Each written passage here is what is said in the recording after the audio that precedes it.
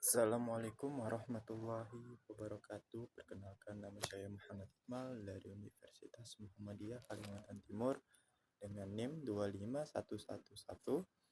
2511102431166. Kali ini saya akan mempresentasikan makalah saya yang saya tulis guna untuk perbaikan nilai UTS pengantar bisnis. Di sini ada latar belakang dan rumusan masalah. Tantangan bisnis modern, dinamis, penuh ketidakpastian, kompetitif. Itu ada faktor penentu keberhasilan juga, tidak sekedar modal besar, tetapi butuh efisiensi internal, pengangkasan digital, serta integritas moral.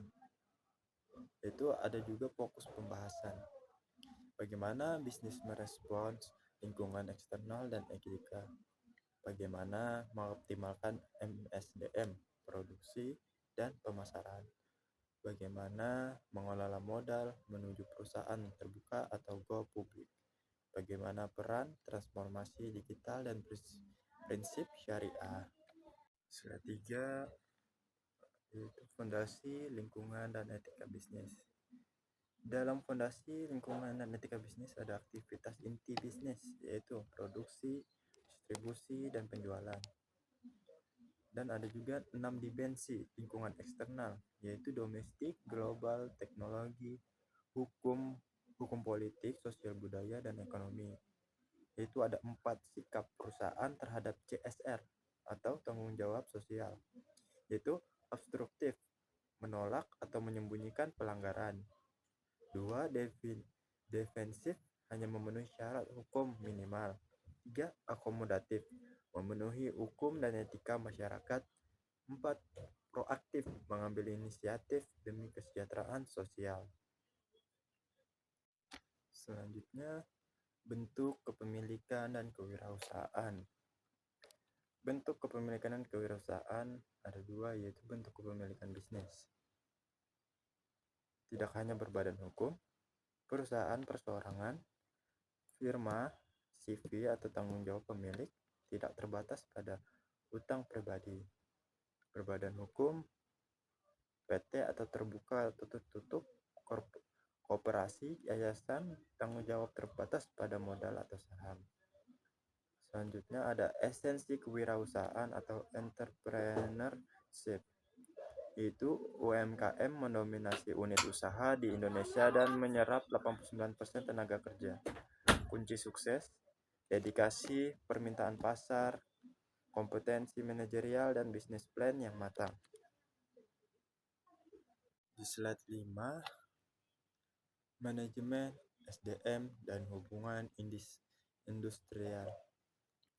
Karyawan sebagai investasi, dipandang sebagai modal manusia atau human capital. Siklus MSDM, analisis jabatan atau deskripsi dan spesifikasi kerja, rekrutmen dan seleksi, lalu pelatih dan pengembangan, dan yang terakhir kompensasi dan insentif. Hubungan industrial, kewajiban mematuhi hukum, yaitu K3 atau kesetaraan peluang, dan mengelola konflik ketenaga kerjaan melalui jalur mediasi atau arbitrase jika tawar-menawar kolektif buntu. Di sini ada manajemen, produksi, dan operasional. Penciptaan nilai melalui 3 dimensi utama, yaitu bentuk atau transformasi bahan baku menjadi produk, waktu atau ketersediaan produk saat dibutuhkan, dan tempat atau distribusi ke lokasi yang tepat. Sistem produksi, made to order atau kostumisasi sesuai permintaan pelanggan, dan made to stock atau produksi massal untuk stok. Layout, proses layout, produk layout atau linear, fixed position layout atau proyek besar. Alat kontrol penjadwalan, yaitu ada grafik untuk memonitor progres harian setiap aktivitas dan bagian port untuk memetakan urutan kegiatan serta mengidentifikasi jalur kritis proyek. Manajemen produksi dan operasional, ada penciptaan nilai atau utility, yaitu kegunaan bentuk, waktu, dan tempat. Ada juga sistem produksi yang saya jelaskan tadi, made to order atau kustomisasi versus made to stock atau produk massal. Itu ada 3 jenis tata letak layout. Itu tata letak proses, produk atau linear, dan posisi tetap atau proyek besar. Alat kontrol penjadwalan seperti grafik Gantt, batang horizontal pantau progres harian, bagan port menentukan urutan kegiatan, dan jalur kritis proyek. Slide 7, manajemen kualitas total atau TQM dan rantai pasok. Manajemen kualitas total atau TQM dan rantai pasok meliputi produksi ramping atau line production, mengeliminasi pemborosan dengan metode just in time atau JIT, bahan baku datang tepat pada saat dibutuhkan. TQM atau Total Quality Management, kualitas adalah tanggung jawab setiap individu atau quality ownership.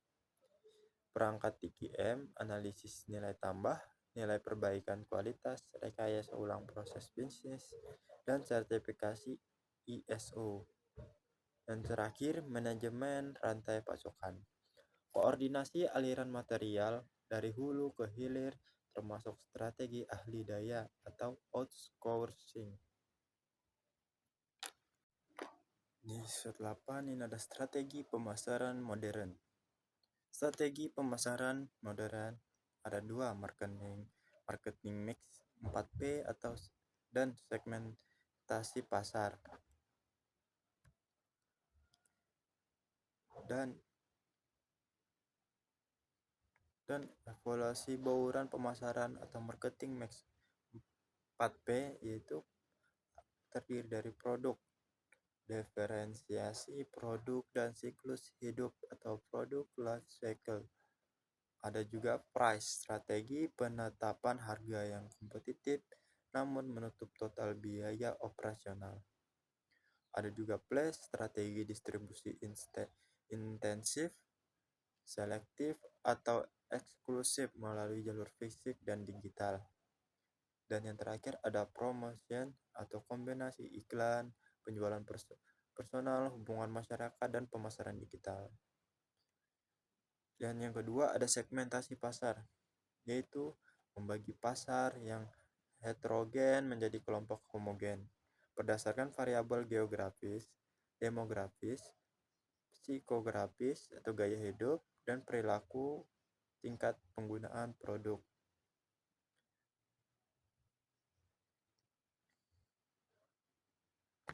Ya, selanjutnya strategi keuangan dan nilai waktu. Logika nilai waktu dari uang yaitu time value of money. Uang yang dipegang hari ini bernilai lebih tinggi daripada uang di masa depan karena adanya potensi pertumbuhan, bunga majemuk, atau compounding. Ada formula future value, yaitu ada rumusnya A sama dengan P kali tutup buka kurung 1 plus R tutup kurung pangkat T. Ada 5 unsur kelangsungan hidup perusahaan, yaitu 1. Soliditas atau kepercayaan para pemangku kepentingan. 2. Likuiditas, yaitu kemampuan perusahaan membayar kewajiban jangka pendek tepat waktu. 3. Solvabilitas, kemampuan aset perusahaan menutup seluruh total utangnya jika dilikuidasi. 4. Ada standing, yaitu credit standing, reputasi perusahaan di mata lembaga keuangan atau kreditur. Dan yang terakhir, kelima, rentabilitas atau profitabilitas, yaitu efisiensi perusahaan dalam menghasilkan laba dari modal yang diputar. Mekanisme go publik atau IPO, proses di mana perusahaan tertutup menjual sebagian porsi kepemilikan sahamnya kepada masyarakat umum di bursa efek guna mendapatkan sumber pendanaan jangka panjang tanpa beban bunga utang. Itu ada valuasi korporasi publik atau kapitalisasi pasar.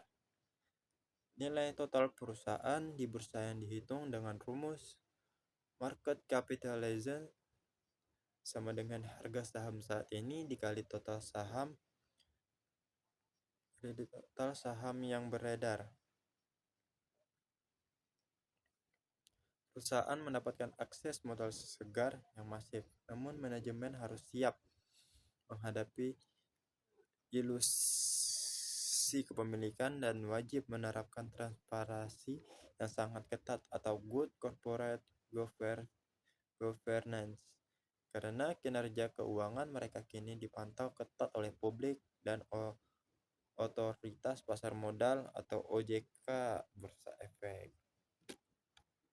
Ada transformasi digital dalam bisnis. Transformasi digital dalam bisnis itu ada arsitektur teknologi informasi dalam bisnis, pemanfaatan jaringan internet internal atau kantor, eksternet atau koneksi aman dengan pemasok atau mitra, serta cloud computing untuk menciptakan operasional yang ramping, tanpa batas geografis dan mendukung kerja jarak jauh atau remote working. Itu ada kekuatan manajemen data atau big data, data warehousing, pengumpulan dan penyimpanan data transaksi dari seluruh lini bisnis secara terpusat. Itu ada data mining, analisis mendalam menggunakan algoritma untuk menggali tren, pola tersembunyi, dan perilaku belanja konsumen guna menyusun keputusan penetapan harga dan strategi promosi yang presisi.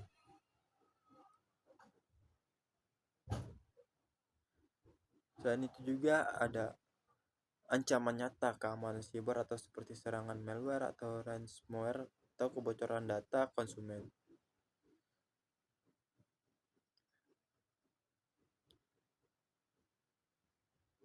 Bahwa sistem pertahanan tidak cukup hanya mengandalkan firewall dan enkripsi data, melainkan membutuhkan edukasi etika personal TI karyawan guna menghindari peretesan berbasis manipulasi psikologis atau social engineering.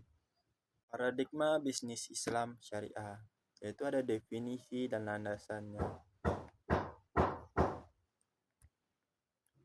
yaitu ada konsep halalan toiban, yaitu bisnis syariah bukan sekadar label, melainkan sistem tata kelola yang memastikan kebaikan zat produk, keadilan proses kerja, hingga keabsahan cara memperoleh modal. Mari kita bedah 4 pilar larangan muamalah atau wajib dijelaskan secara detail, yaitu 1. Riba, larangan memungut bunga eksploitatif yang merusak keadilan distribusi kekayaan. Yang kedua ada goror, yaitu larangan menyembunyikan cacat produk atau menjual sesuatu yang tidak pasti penyerahannya. 3. Ada maisir, larangan transaksi yang bersifat untung-untungan tanpa menciptakan nilai tambah atau real, atau spekulasi murni. Yang keempat, zolim, larangan merugikan hak orang lain atau seperti menimbulkan barang atau ikhtiar untuk mempermainkan harga pasar.